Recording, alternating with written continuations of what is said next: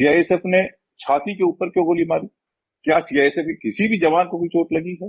क्या जो हमला करे थे उनके पास कोई ऐसे आग्नेयास्त्र थे?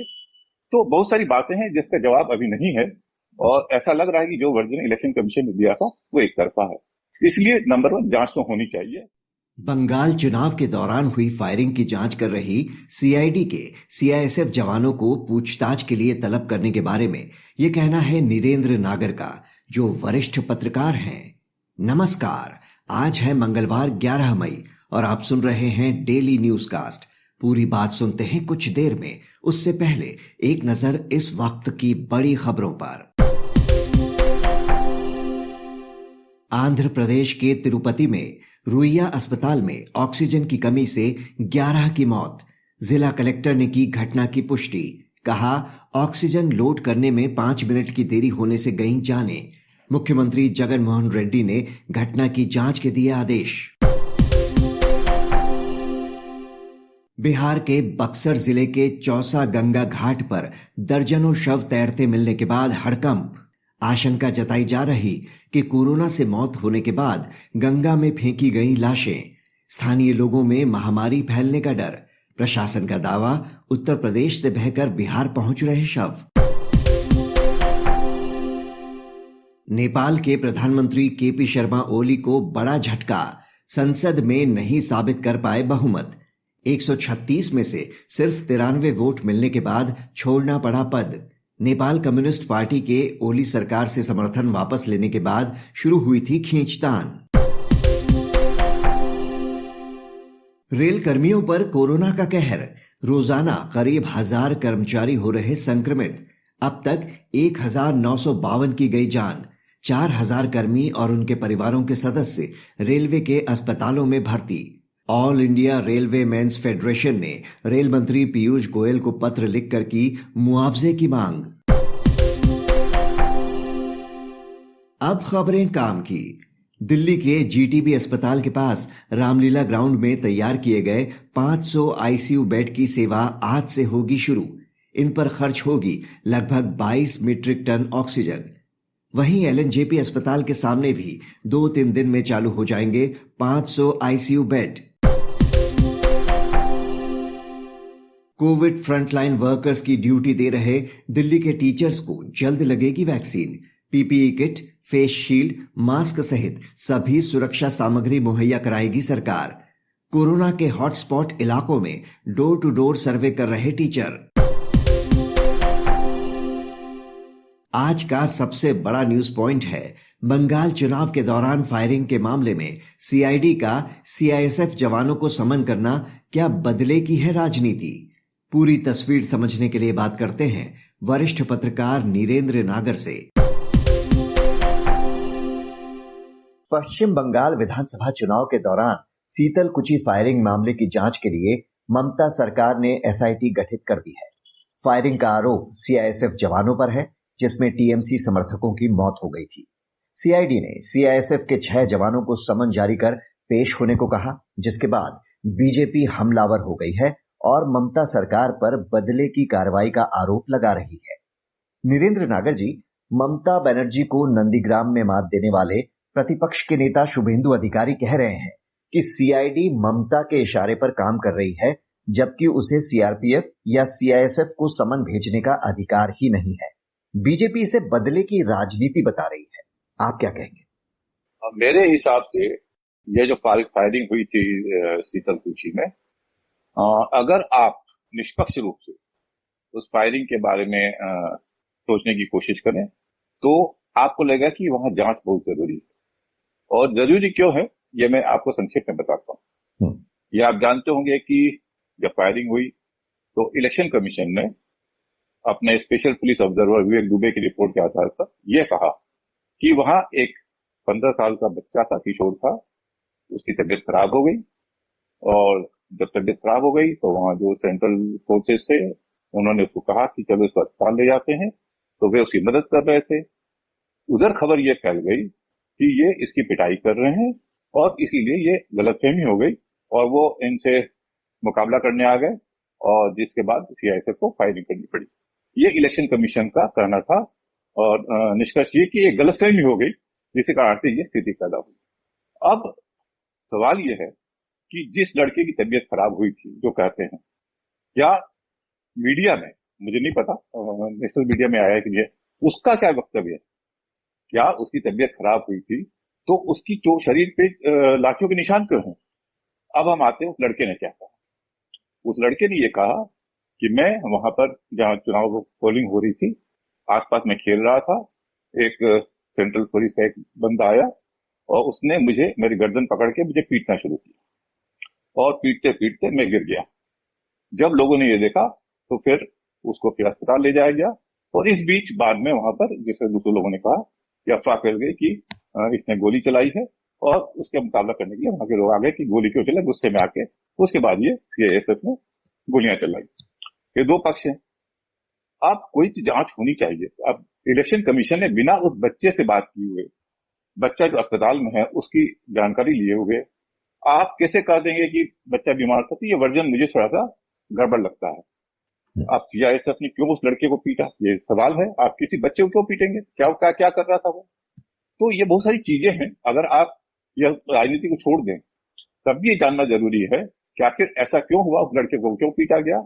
अगर पीटा नहीं गया और लड़का झूठ बोल रहा तो ये भी जानकारी होनी चाहिए कि अगर किसी कहने पर ऐसी बात कर रहा तब भी पूछा जाना चाहिए, अस्पताल में उसकी मेडिकल रिपोर्ट आनी चाहिए।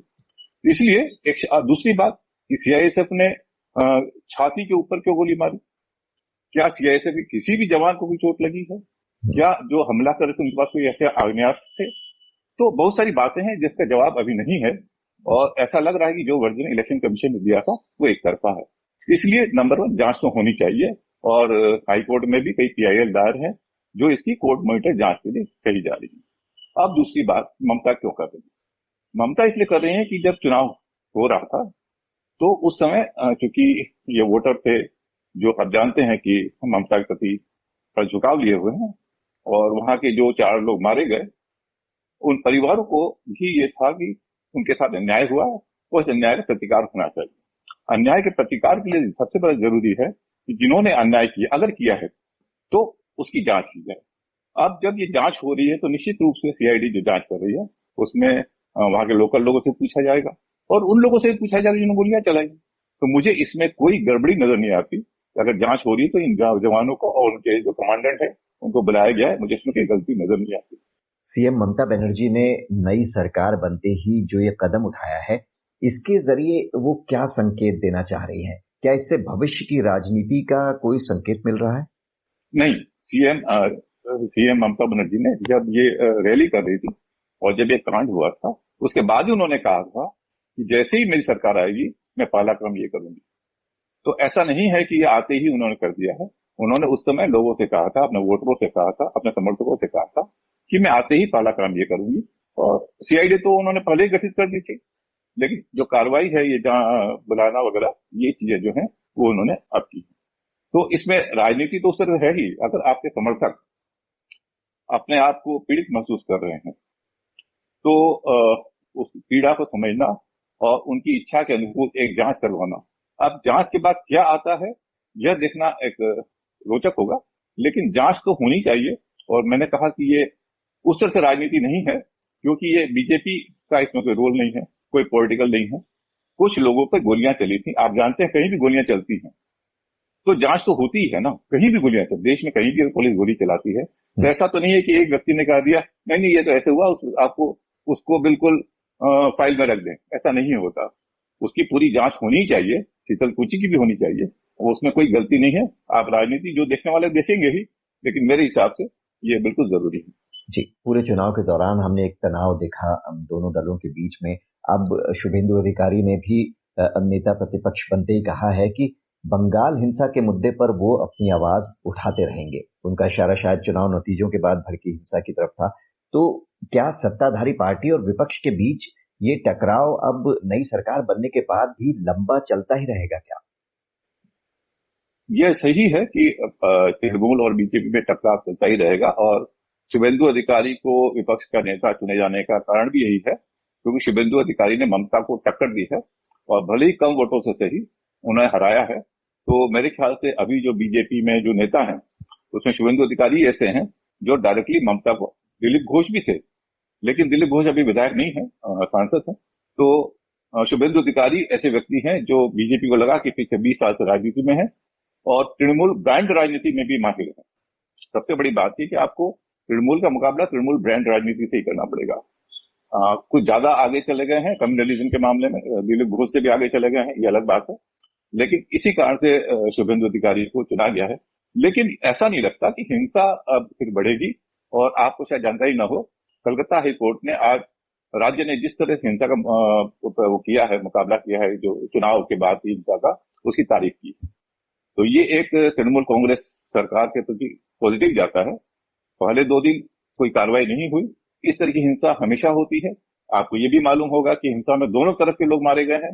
बीजेपी के ज्यादा मारे गए हैं, लेकिन तृणमूल के भी कम नहीं मारे गए हैं।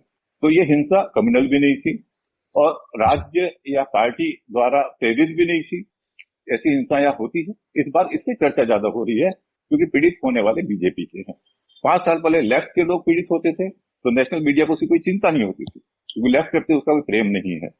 तो इस बार चूंकि बीजेपी के लोग मारे जा रहे हैं, इसलिए ज्यादा हल्ला हो रहा है। मैं नहीं कह रहा हूँ कि हिंसा गलत नहीं है, लेकिन जो नेशनल मीडिया में ज्यादा आया है उसकी वजह यह है कि पीड़ित जो है इस बार बीजेपी के लोग हैं। और जैसे कि मैंने कहा कि हाईकोर्ट ने सरकार की तारीफ की।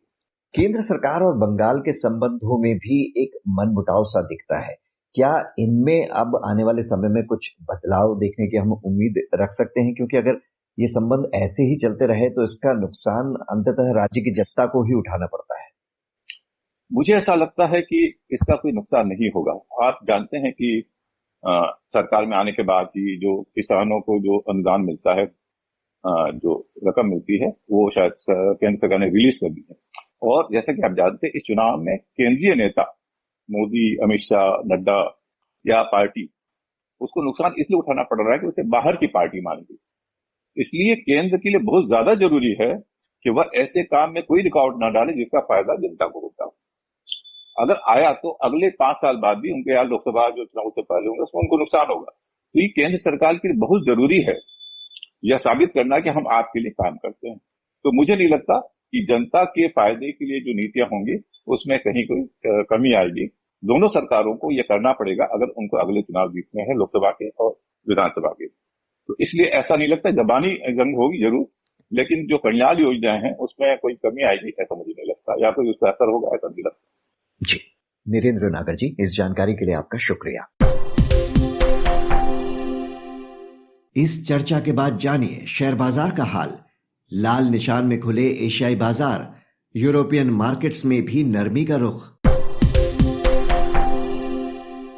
अब एक नजर इतिहास में आज के दिन पर। 1912 में कहानीकार और लेखक सादत हसन मंटो का जन्म। 1918 में भारत की प्रसिद्ध शास्त्रीय नृत्यांगना मृणालिनी साराभाई का जन्म। बात करते हैं मौसम की। मौसम विभाग के मुताबिक पंजाब, हरियाणा, दिल्ली एनसीआर और राजस्थान के कुछ हिस्सों में धूल भरी आंधी और बारिश का अनुमान। पूर्वोत्तर, कर्नाटक, झारखंड और छत्तीसगढ़ में हल्की से मध्यम बारिश के आसार। अब बारी सुविचार की।